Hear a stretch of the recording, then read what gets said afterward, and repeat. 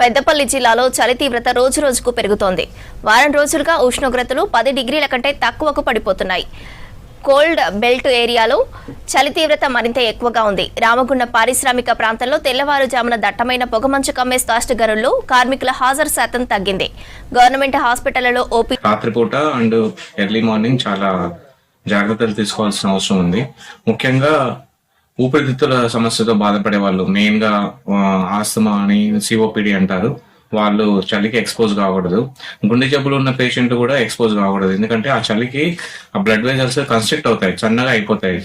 వల్ల గుండె heart attack వచ్చే ప్రమాదం ఉంటుంది. సో వాళ్ళు కూడా జాగ్రత్తగా ఉండాలి.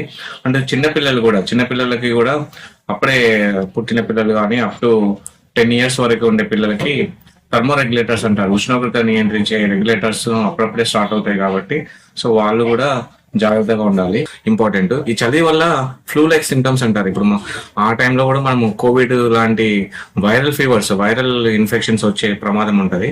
ఫ్లూ లైక్ సింటమ్స్ అంటారు. మొత్తం కోల్డ్, ముక్కు పట్టేస్తుంది, బ్లాక్ అయిపోతుంది, డ్రై అయిపోతారు మొత్తం బాడీ అంతా, ఎందుకంటే వాటర్ ఉండదు కాబట్టి. ఫ్లూ లైక్ సింటమ్స్ అంటే viral fevers symptoms, body pains and ఇవి వచ్చే ప్రమాదం ఉంది.